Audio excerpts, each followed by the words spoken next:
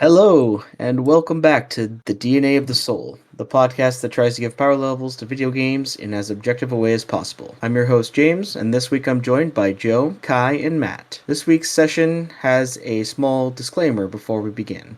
Our topic in question is Sonic the Hedgehog 2 for the Sega Genesis. The first disclaimer is that I, your host, am a Sonic fanboy. He was an integral part of my childhood, although that has not followed me into my adult life. There are no skeletons in my closet when it comes to Sonic the Hedgehog. He was just the video game character that I enjoyed the most when I was a kid. However, that does color my view on his games in a nostalgic way. Second, Yuji Naka, while very important to the development of Sonic the Hedgehog 1 and 2, did not have the best relationships with members of its development team, and the members of our podcast have not taken a shine to him as an individual from our research. He is going to come up several times, and while the work he put in was important to the video games he created, it did tend to create more toxic environments, and that will be brought up again during the podcast. All right, with the less fun stuff out of the way, let's get into it. So, Sonic the Hedgehog 2. We're going to start out with me giving a little bit of a timeline for the rest of my co-hosts join us. First off, so the Super Mario Brothers for the Nintendo Entertainment System, also known as the Famicom, was released September 13th, 1985. Alex the Kid in Miracle World, which was the first Sega mascot, Alex the Kid, released November 1st, 1986. So over a year after Nintendo solidified that you could have a platforming mascot, basically head your company. He was Sega's first mascot character, and that released on the Sega Master System. Third, Super Mario Bros. 3 released October 23rd, 1988. This was one of the biggest games in third generation of consoles. The Sega Mega Drive, also known as the Sega Genesis, would then be released October 29th, 1988 in Japan. This was the same week as Super Mario Bros. 3. That meant that, in all likelihood, you were not buying a Genesis, you were still using your Famicom, and you were playing Mario the week that the Genesis released. This would widely be considered a poor move. Now, it was Sega's third console, it wasn't their first rodeo, so to speak. But from there, Sonic the Hedgehog released in America on June 23rd, 1991. So, some 3 years almost after Super Mario Bros. 3 had been released to the public. And it was released in America first. It single-handedly boosted the Genesis's sales. It got Sega up to the numbers they'd been hoping for when they first released the console. It sold 24 million copies. The topic of our podcast today, Sonic 2, sold 6 million copies. It was released for the holiday season 1992. It is the second best-selling Genesis game after Sonic the Hedgehog 1. Now, you may be asking yourself, why are we covering Sonic the Hedgehog 2 and not Sonic the Hedgehog 1? There are reasons for that. The most important of which is that Sonic 2 kind of solidified Sonic's legacy. They began to see him and what he could bring to Sega a lot more during the second iteration. We'll get more into that later. And it became the springboard for the intellectual product that to this day keeps the lights on at Sega. And Matt, would you like to tell us about some of the features that Sonic 2 introduced? I mean, it had a lot of things. Like, we start out with just, having the most, Tails being a very large part of Sonic, just having not more than just Sonic himself being like, oh, there's more of these characters that exist. There's obviously one of the bigger ones, which is Super Sonic, which the development of Sonic 2 probably would have started right around the end of Sonic 1, which came out, what was it? It was like a week or two or close to a month near the release of the famous Super Saiyan, which a lot of people know about. So they probably were in the middle of developing Sonic 2 when they saw this and were just like, we should do that. That sounds like fun. And then one of Sonic's biggest pieces of movements, most importantly, the spin dash. It is what makes Sonic feel like you're actually moving fast compared to the first game. When you get to push the down button and just go. And you get to go from 0 to 100 real fast. And a lot of these things are just still to this day important to Sonic. It blows my mind every time I go back to play Sonic the Hedgehog 1 and I can't spin dash. I will push down on the controller and hit the button for it and nothing happens, and I am gobsmacked every time I try to play it. Every single time. to be fair, if you press down in Sonic 2 with any momentum, you just roll until you completely stop, then you spin dash. That they fixed in Sonic 3. But I like being able to run over any enemy by pressing down on the button on the controller. I'm talking about where, like, if you're moving 2 inches for a minute, you'd press down and you would still not start spin dashing. I do think pressing down to roll is great. Sorry, Joe, what did you say? Great concept for a momentum-based game of just, hey, you want to do the thing, just entirely stop, dead still. And I'm sure Joe's going to enlighten us more about that particular part of the game in a moment. But something important to keep in mind is that sequels were not popular at this time. They were generally considered a bad idea, and even Sonic 2, it only got about a fourth the sales of Sonic 1. But it still did get made. They delayed the development of the game by 2 months from when it was first proposed by the leader of STI, Mark Cerny, the director of the Sega Technical Institute. He's also known for working on some other products in the industry that we'll get into later. Some other features Sonic 2 added was the semi 3D aspect of some of its levels. There were some bonus stages in which Sonic would move in a 3D space. And this is especially impressive because behind the scenes, they only had about 9 months to develop this game. So creating that semi 3D system in that time frame is really impressive. Another thing about Tails as a character is that he was designed off of the kitsune from the anime Urusei Yatsura, which big cultural impact there on anime, that one. But they also wanted to name him originally Miles Prower, which is his full legal name, if you will. But they gave him the nickname Tails because it was a bit more cutesy and mascot-y.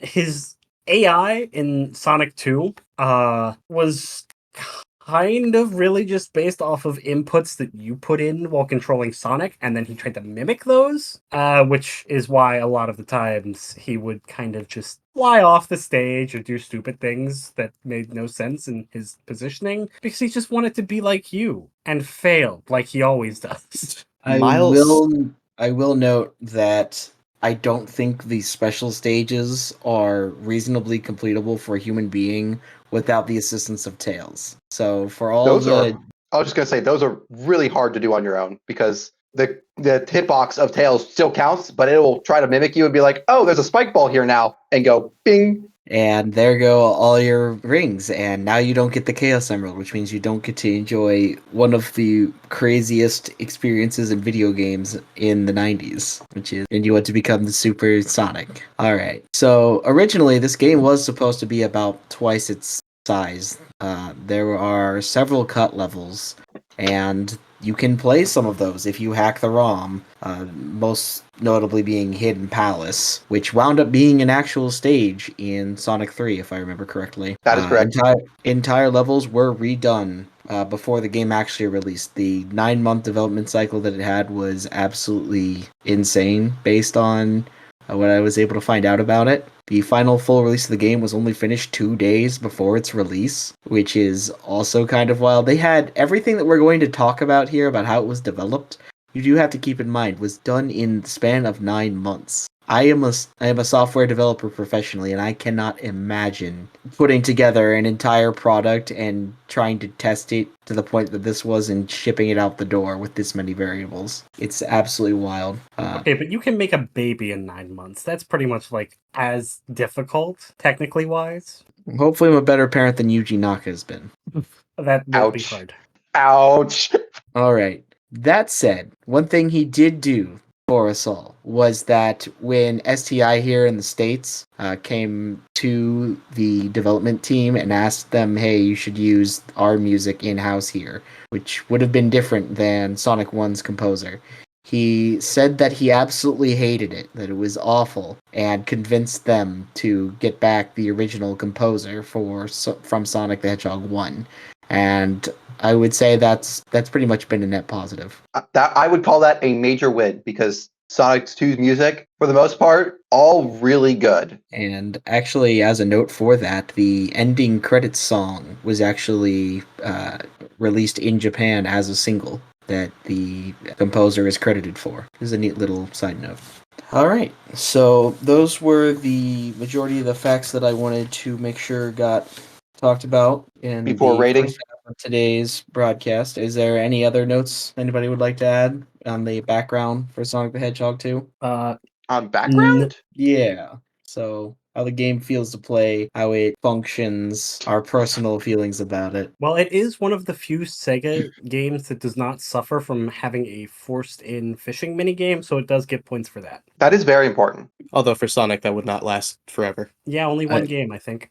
I will note that I primarily played Sonic the Hedgehog 3 growing up, and that's why for me 2 is still pretty good, but it is floatier and it does not control as well. And I seem to remember that was the primary complaint we ran into when we were playing the game for ourselves to prep for this.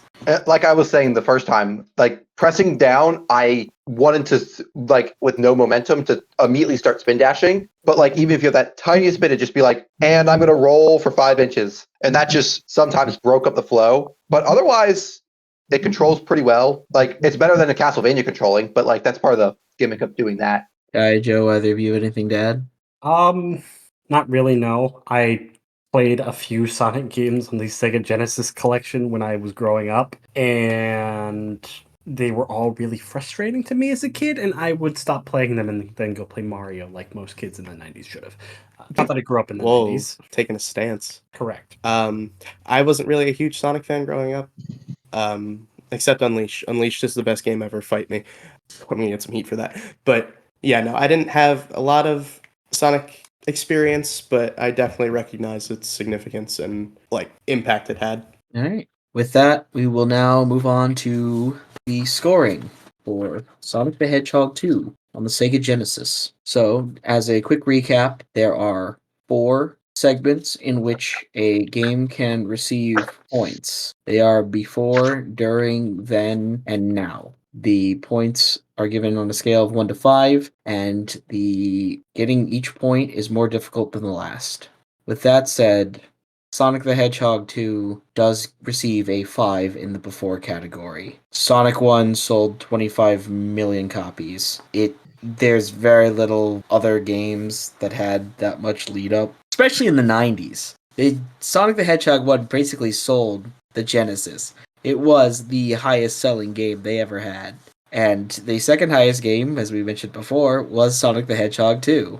And I do feel that a lot of the hype around Sonic was kind of being the anti-Mario, and how you had you've always had a lot of people into counterculture, and so Sonic kind of leaned into that being the counterculture of Mario in platforming. Sega does what Nintendo don't.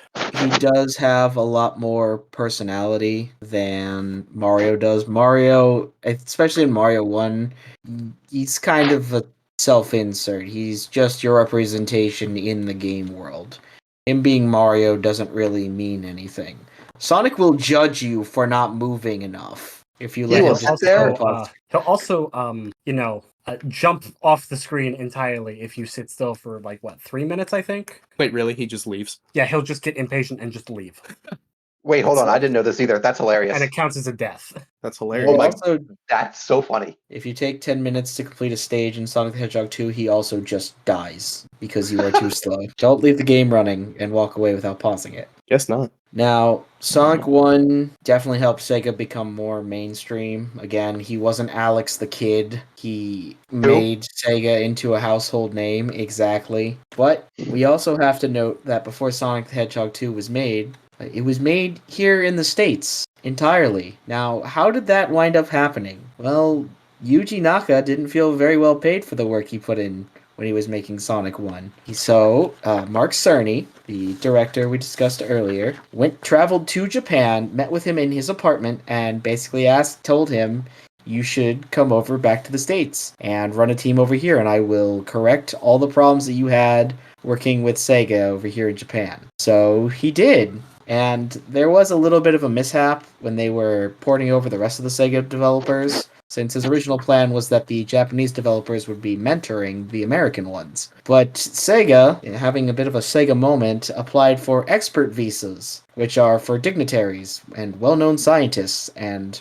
not video game developers. Although I argue they are of the same status as, scientists. Sega of America, which was the parent company of Sega Technical Institute, was banking a lot on this game, and it would go on to pay off. However, there was a bit of difference in some of the workers that did come over, simply due to the difference between American and Japanese work cultures. Mostly because, in America, it became standardized that you have the solid 8-hour workday, and then you go home. And you have that for 5 days a week. That was how Americans did things. But the Japanese, they would work sun up to sundown in the office, and then after you get off work, they are incentivized as well to then go out drinking with their coworkers, even if they don't want to. And it's not really a party, it's kind of a work obligation thing. So a lot of the workers from Japan were a bit kind of culture shocked by the fact that Americans have reasonable work expectations. Having a life? What? What do you mean I can go home? Yeah. That's not to say they didn't all get along, though. Mark Cerny and Hirokazu Yasuhara developed a friendship during this time. Yuji Naka did not with either of these individuals. So, that was kind of the stage that was set for Sonic the Hedgehog 2. The Genesis was now in people's homes. It was time to give them something to play. And Yuji Naka said, I want Sonic to have a spin dash, and To go fast. wanted him to go fast. Yes. One of the first things they did was make Sonic go faster. In Sonic the Hedgehog 1, there was a speed limit that the developers had put in on Sonic so that the player could keep track of where he was on the screen when they were playing. That limit was removed in Sonic 2. That is one of the Gotta most, go fast. that is one of the most infuriating decisions. Why take your character, who is centric to speed, and limit it? That might have been one of the management decisions Yuji Naka disagreed with, now that I think about it. I would think that's very likely, considering he blew it up immediately as soon as he had control. Yep. He wanted to So, go fast. the during for Sonic the Hedgehog 2. We have also given it a 5 in this category. And at first blush, you see they markedly decreased sales numbers from the first game. And you might be tempted to say, no, I don't think it really had that much impact. Lies. Sonic the Hedgehog 2 exploded in the West. It took over media. It had, I don't want to think about how many animated shows. It had 2 separate animated shows being produced for it at the same time. It had Archie comics being made for it. He became the mascot of Sega, and he finally gave Sega something to say to Nintendo about, we are a valid video game company, you need to be afraid of us. And that started the whole console wars between Sega and Nintendo that resulted in a lot of now funny advertising that were really meant as actual insults back in the day. It Sega also, do what Nintendo don't. he said the Competition got words. heated.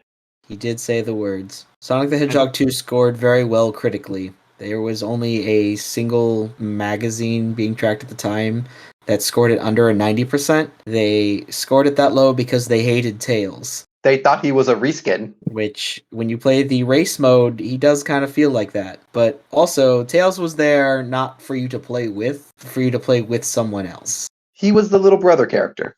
He absolutely was. And it was pretty infuriating to play as him as someone who knew what he was doing, because the camera does not follow Tails at all. You are playing on the same screen, and the game only cares about Sonic. On the And then other you'll fly off hand, the screen. there's no penalty for Tails dying, so you can do anything as Tails. Tails is very off good the for screen. fighting bosses. That is very true. Kai, how well did Sonic 2 sell in the UK? Just to emphasize, how much Sonic blew up. Sonic 2 was half of software sales in the UK for a week. It made up 50% of sales in all forms of software for a week. Yeah, I saw that and didn't realize what we meant by that. I thought you meant it was 50% of the sales of the Sega. No, you mean No, like of all phones software sold in the United Kingdom, Sonic Wow. 2 was half of it for a week. That's a lot. Yeah, Suck it, Microsoft. right? Take that, Windows 95. Oh wait, that was after. That was 3 years. That's later. I'm Windows tired. 95 had yet to be created. Wait, are you This- telling me the 95 software wasn't made in 93? What are you talking about? It might have been developed then. I'm gonna quit saying words now. Anyway, continue. Mark Cerny unfortunately left partway through the development of Sonic the Hedgehog 2, citing differences with Yuji Naka. However, he would go on to help create another character well known in the video game industry by the name of Crash Bandicoot, and he would remain active in the industry. Hirokazu Yasuhara, who was the level designer for Sonic the Hedgehog 1 and 2, would remain good friends with Mark Cerny, and together they would both go on to work for Naughty Dog to make some other characters named Jack and Daxter. A little Yeah, bit of Those are trivia. both pretty big names. And I'm sure Naughty Dog wouldn't go on to develop anything else huge. No, nothing huge. There were, yes, that was the during segment. Now, we've scored it also a 5. And a large amount of this score is reflected from the impact that Sonic would have culturally. As a mascot, he became Sega. He is Sega. It's very difficult to distinguish Sega from Sonic the Hedgehog. That was how tightly they wound themselves in with that character. Now, the first and most important thing that happened after Sonic the Hedgehog's 2 release was that Naka refused to develop another Sonic game if he had to work with the Americans again. But the Japanese team, which he led, was still based in America. So he was still here making the games. He simply refused to work with any of the American staff at Sega Technical Institute. So they would wind up splitting into 2 teams, one led by Yuji Naka, and the other with the rest of the staff who worked there. And the remaining staff would go on to make Sonic Spinball. So it's not like they weren't able to do anything by themselves either. Now, Sonic 3 would wind up being released. It would reuse a lot of the code from Sonic 2, and Sonic 3 would then go on to, have another character added onto it through the use of the 32X console named Knuckles. What? He does not chuckle. You don't chuckle. And What's a that would- 32X? A 32X is a separate piece of hardware that you would push into your Sega Genesis device, which allowed it to run 32-bit games. This was the best idea ever. This is how we Now- got Doom on the Sega Genesis. This is how we Truly- got DLC. Truly, the most cursed application of this technology was that you could play as Knuckles in Sonic 2 because Sonic 2 and 3 used the same code,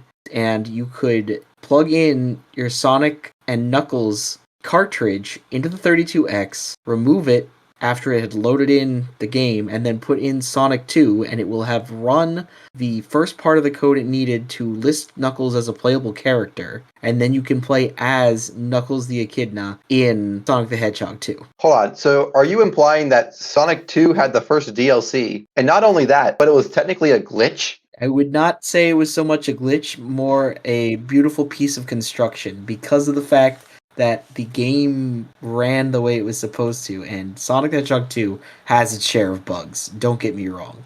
But Yeah. in this particular instance, it's kind of wonderful how they were able to add on content that should never have been there to a cartridge used on a home console. I do not know of an earlier example of that occurring. There might have been something PC-wise equivalent to DLC back in the day, but Sonic 2's pretty big of a I would say it's product. probably the first relevant way of doing console DLC, though, which is huge for, points-wise of our system of being that they're like, oh yeah, we That's can true. add more game to this game and Adding more make game people to- spend more money. But to Adding be more- clear, the feature was intended, correct? Yes, the systems, Oh. it was more of a cool, they knew it could be done type of thing. Sorry to burst your bubble. You described it as making it sound like it was like, oh, well, they're on the same code, so it just kind of works. And it was like, people were like, oh, we can try this, and it worked. So it was intended to do. So it's just the first relevant thing of DLC for a console then. But the only reason that it worked was because of how they designed both games, because they understood what the instructions the game ran off of would be and in what sequence. They That's were fair. able, that's how you could play as Knuckles in Sonic 3's game, was by loading in that first part. And Sonic 2 is built the same way Sonic 3 is. So if you run the instructions to put Knuckles in your game, he'll be able to appear in Sonic 2. Very technical wise, it's very cool. It's very cool. Now, Sonic would then go on to have a major release on every Sega console. Sonic Adventure, Knuckles Chaotix, I'm counting that as a Sonic game, maybe I shouldn't be. Sonic CD, and Sonic Sonic Adventure Fighters? 2 Battle, and Sonic Shuffle, and Sonic Fight. The list I think- goes on. Sonic the Hedgehog's legacy as Sega's mascot would be used in almost every arena possible. Yeah, I mean they rode that as long as they possibly could. which wasn't very long. I also have a fun note here that not only one Sonic team existed, multiple Sonic teams existed within Sega's ecosystem. My personal favorite being the one that went on to become Camelot Software, which develops primarily Mario sports games in the modern day, but in the past they created the Shining Force SRPG series. So they Quite made a Mario. transition. Did they make Mario Tennis? Camelot Software. I believe they've more focused on the golf games. Yes. Oh, I was about to say. Hold on. Now we're double checking this. No, I they know did. They developed one of the Mario Tennis games. Did they develop the original Mario Tennis? I don't know if they did the original, but I know for a fact they did do the GameCube one, which makes me believe they probably did the N64 one. Yes, because I distinctly remember Waluigi yelling Camelot. That That was actually my question, because that means technically Sonic also helped create Waluigi, and we all love Waluigi. I guess indirectly you could say that. Sonic did do something worthwhile. We will probably cover Shining Force at some point on this podcast, and I'm very much looking forward to that episode. So, that brings us into the modern day.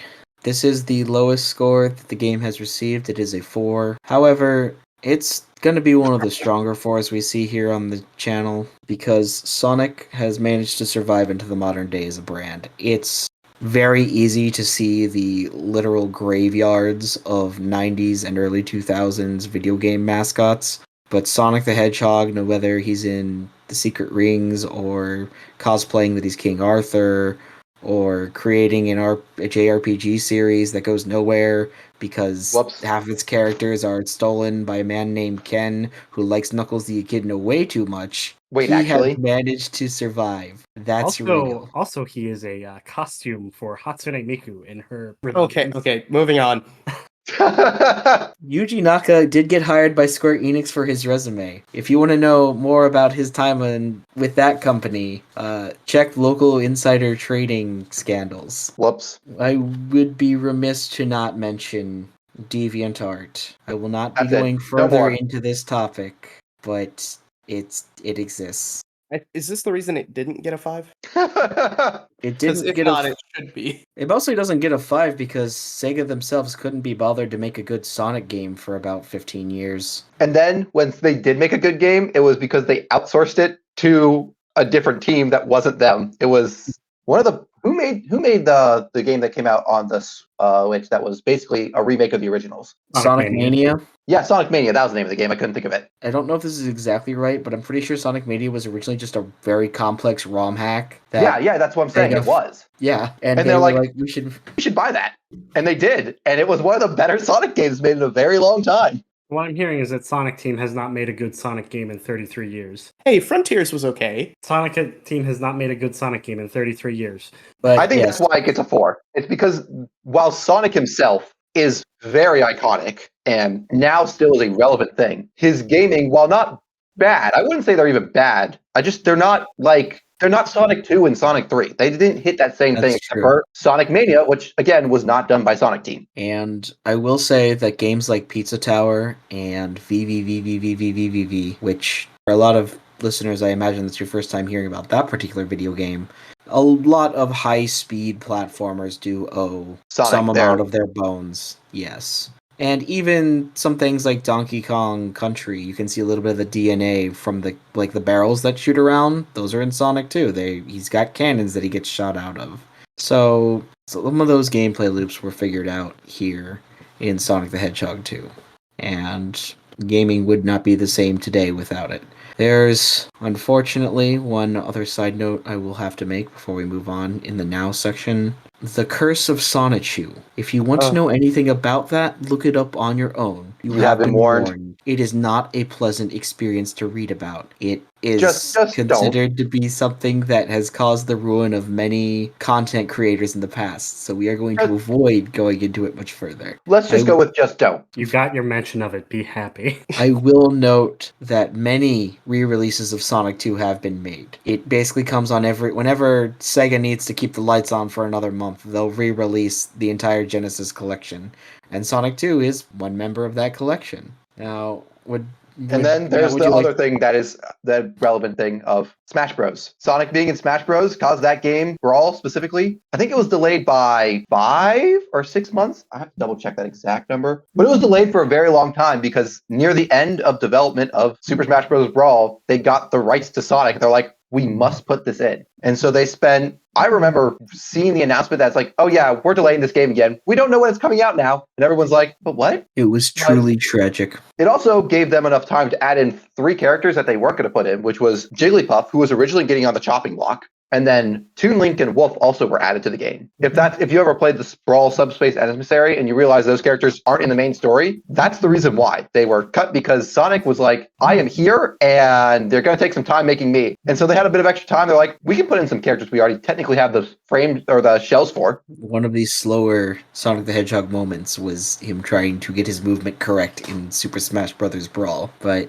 he's still on the roster to this day. They wanted to make him fast, and it took them a bit of time. Brawl was slow entirely. But he can pick up items and throw them pretty quickly, even in that game. Alright, now, Sonic the Hedgehog 2 has won itself some bonus stars. The first is an unintended enjoyment. The game is speedrun. The last record for Sonic the Hedgehog 2 was set 4 months ago by the previous record holder, 12 minutes and 59 seconds. I might be dating this podcast a little bit from saying that, but it's either going to be caused by that or Yuji Naka's legal troubles.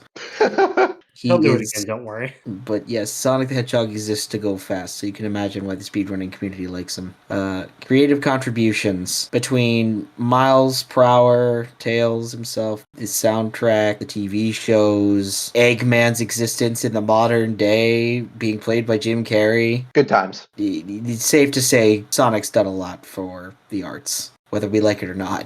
Thank you, 2000s YouTube. We do have to bring up the Sonic Shoe Medallion one more time because for headlines. It has caused real-life headlines to occur related to that mythos. Yes, we will try to avoid going further into it. Moving on. Win a star here. The construction, the technical aspects of the game has earned it a star. The special stages are quite fascinating from a technical standpoint that they work at all. Not to mention the whole being able to play as Knuckles thing that was introduced later. They retroactively made the game in such a way that it could accept different instructions for when it booted up to load in a separate character. Also, the time that it took to do. Construction, I feel like that's a little bit relevant, of 9 months. And they put that game out and it works mostly, which is impressive. And as far as personal taste goes, at least from me as the host, it's a yes. Even Joe gave a game from 1992 a 6 out of 10. And a Sega game at that. Most of my favorite games are from the 90s, and while I did have a lot of frustrations playing Sonic 2 and just saying, man, I should go play Mario World instead, the game was alright.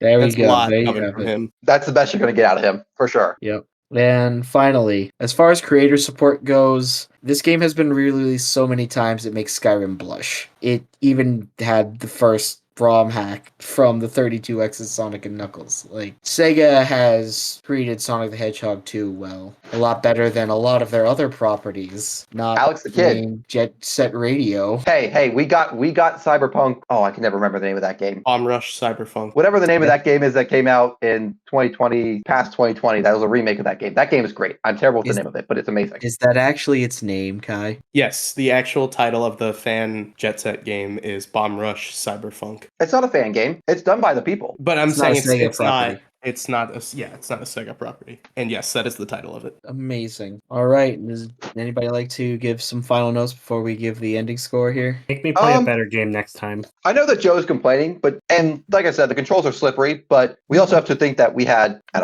30 years of also now time to get better at controls and have things feel smoother when you're playing a Sonic game. So thinking that was like the first of a game trying to truly be fast and feel fast. Like Mario you could play the game fast, but it never wasn't about feeling fast. But Sonic 2 does make you feel fast until you hit a platforming part, but we'll ignore that part. If you want to know how it feels to play Super Sonic, go watch the terminal montage clip of him fighting speedrunner Mario. The way that segment looks is how it feels to play Super Sonic. You zoom. Crazy. It's crazy. It is impressive the sense of speed you get from a 16-bit console. Like the way, just the way the stage moves past your character as you're flying through it is still a notable sensation. That Sonic the Hedgehog 2 has achieved 2,574 points. Out It of? has beaten Super Mario 64 by about 200 points. It I managed disagree, to do that entirely because it is